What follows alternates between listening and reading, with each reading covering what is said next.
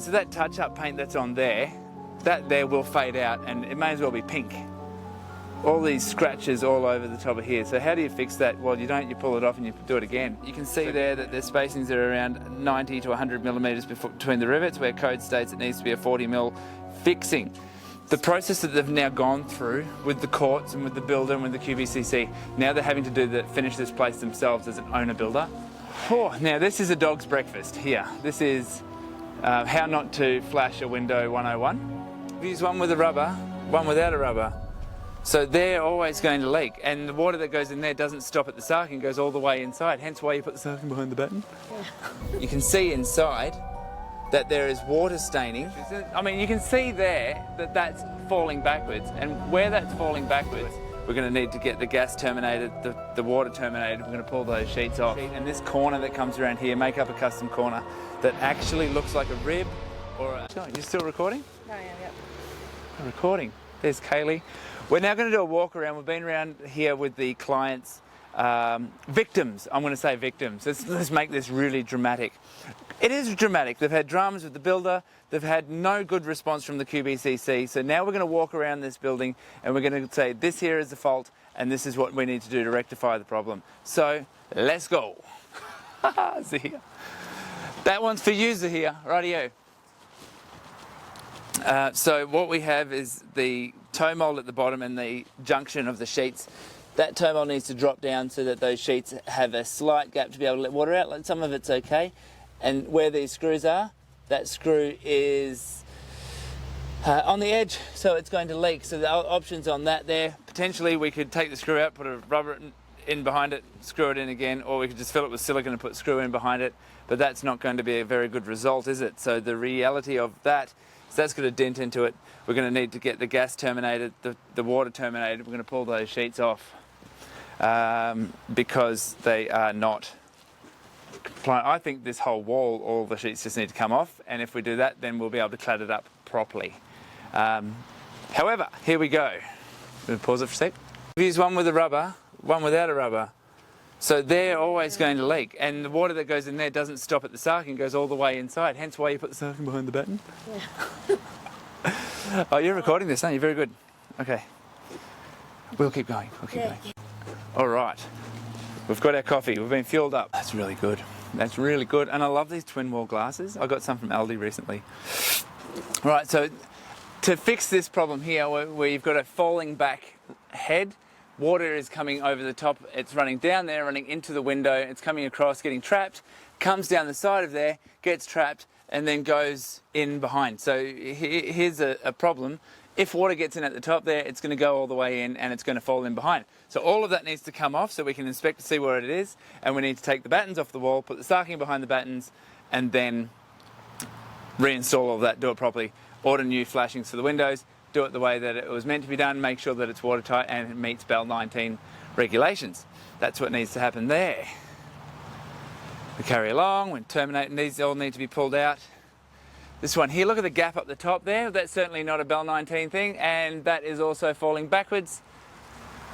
It's not pretty, so any water that comes over the top of that there that's running back inside the windows being trapped again, down the side of all of that, and then up there that's being trapped, and you can see that if water comes out, it might come out that little gap, and if it does, then that's a bonus because you don't want it going back inside.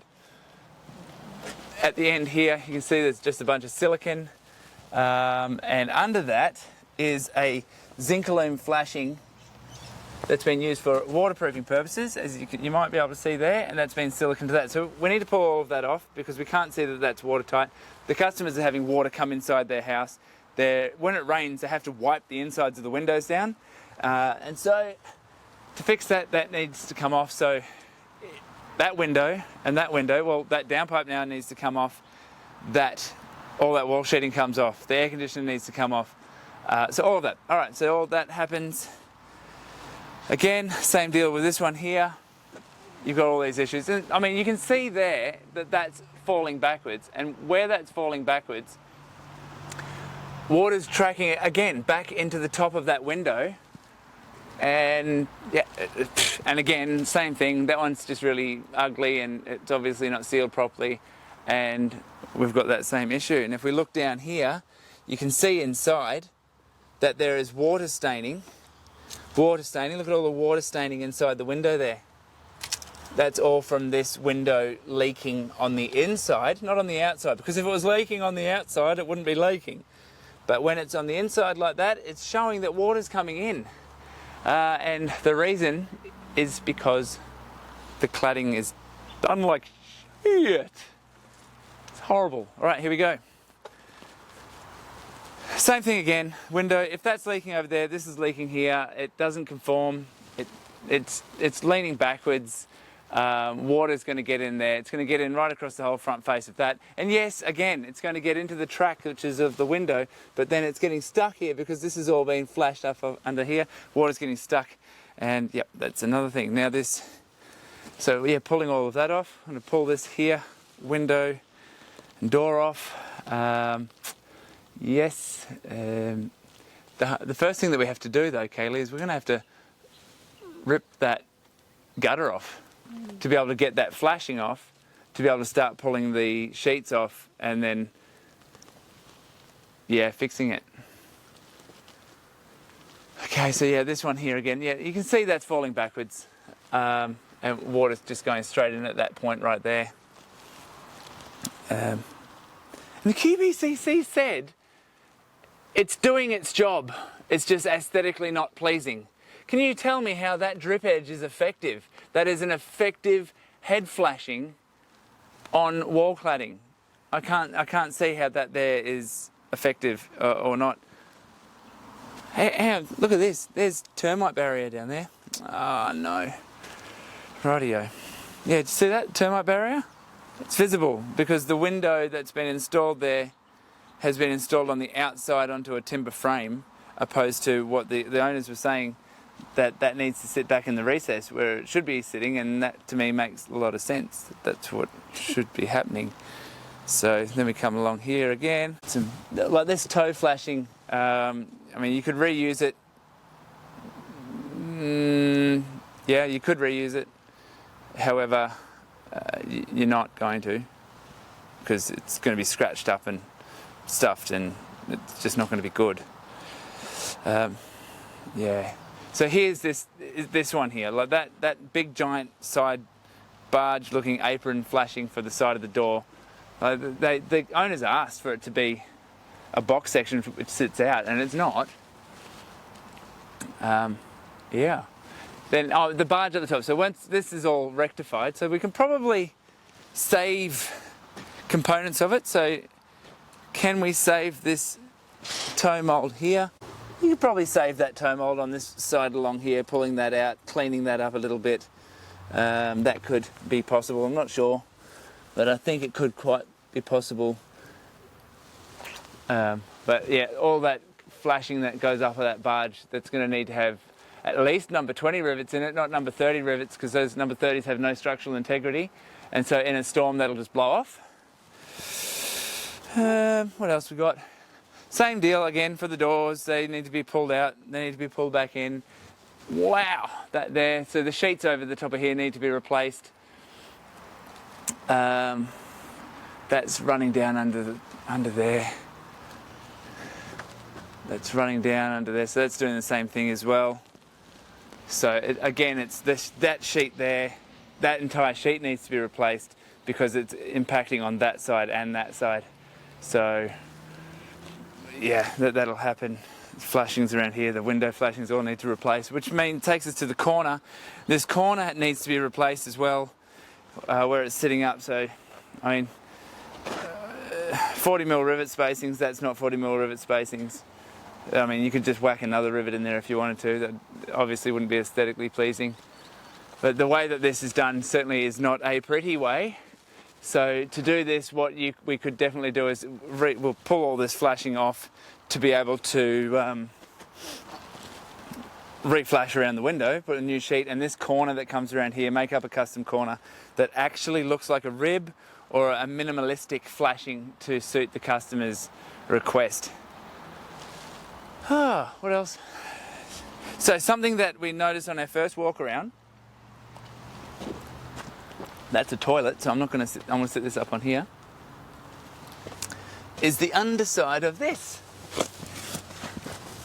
what is going on here? So that flashing there is on a lean-to hanging downward, heading towards the concrete, which is an interesting finishing method. I don't know that should be the case. It realistically should be sitting up more like that, not down like that.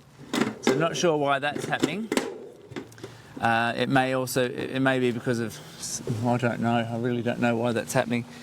But as we look along there, it all is doing the same thing. So in replacing these windows, we may as well replace those sheets. We may as well replace that toe mould as well. Thank you. And then, yeah, we've got the same thing on this side, the gutter. The gutter can be reused, there's nothing wrong with that. And pulling that off and then reinstalling it to make sure that it's all done proper. You've got screws here again where they're sitting up against the edge. That one's not too bad. That one's starting to get closer. That one is bad and will leak, and it probably is already leaking, so that's not a good thing. So over and over and over again we've got these issues. So looking at the fact that those sheets are an issue, they need to come out and it needs to be done. Again, we'll replace all of those sheets, we'll replace the sheets over there around the window, replace the sheets over the top of that. Oh, now this is a dog's breakfast here. This is how not to flash a window 101. If you want it to look good. Yeah, so we're going to pull all this off, pull those flashings off around there. That window needs to sit back in, so that door sits back in, and we'll reflash all of that. Yeah, so that, I mean, there's no other real way of doing it other than pulling it all off and doing it again. That toe mould that runs through here is,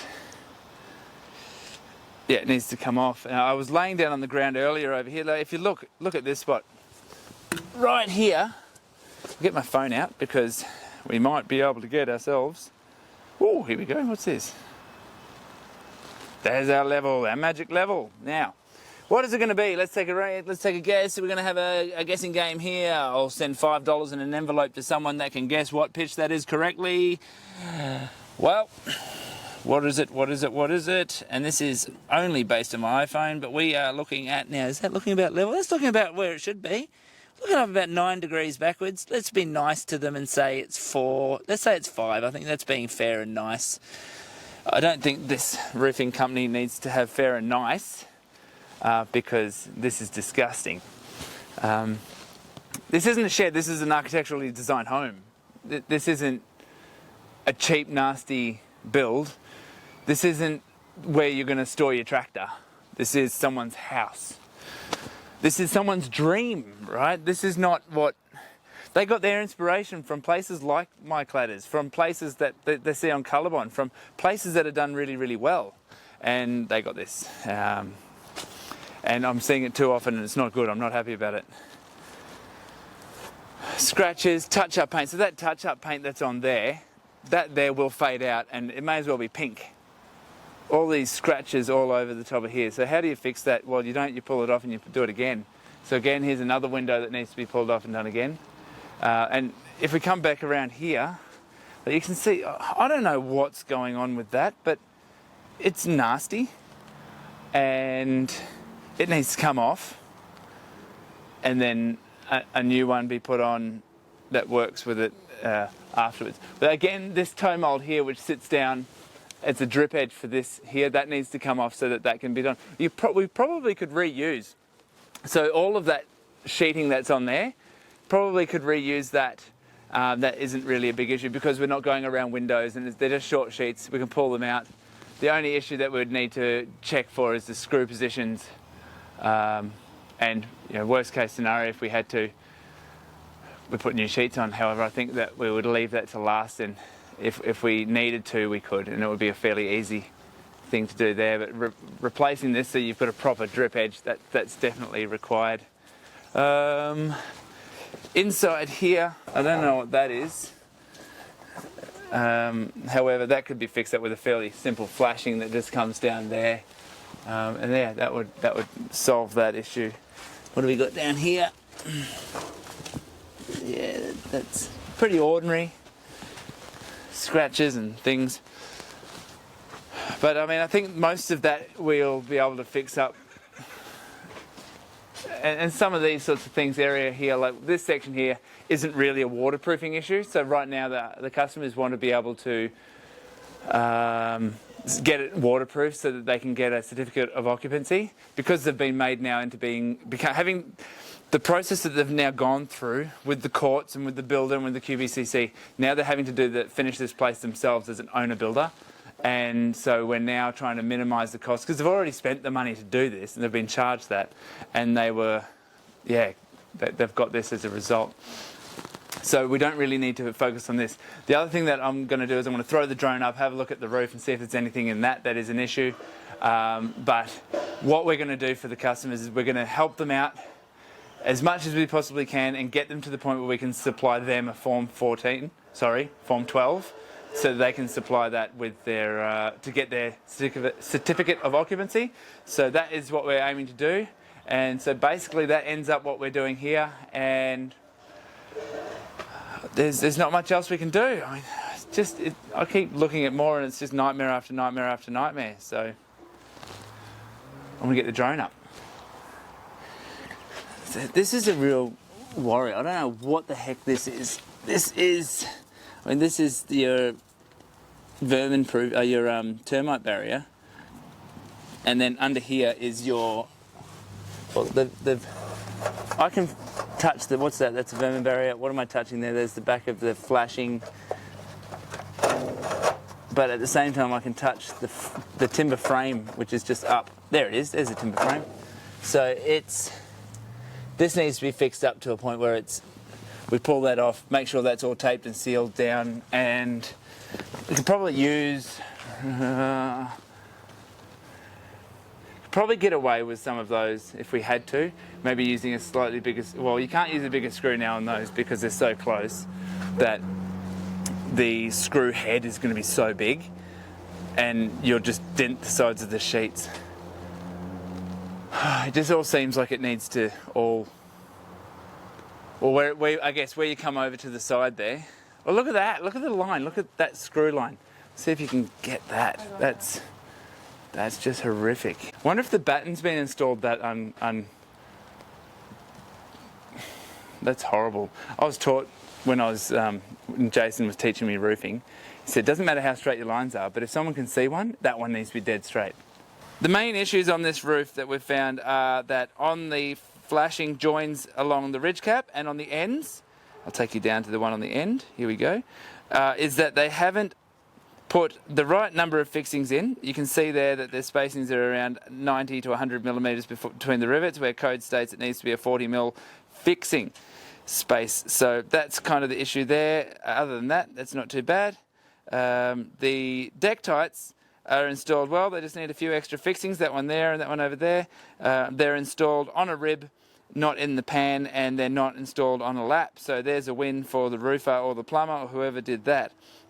The NBN satellite or the antenna or whatever you call that thing in the middle there, that there has been siliconed where it goes through, so it's typically what they do. And there's no real issues with that. Pretty happy with the installation of that. One thing I did notice though when we first flew up, let me see if we can get there. Don't crash, Myers, don't crash. I say that because I've crashed so many times. Let's look at this row of screws right here and see right there that the screw's been over tightened. Now this isn't everywhere on the roof, but I noticed as soon as I flew up earlier that it seems to be the case on much of the roof. But now that I'm looking for it right now, it doesn't seem to be the case, and so it might just be a few that has happened. And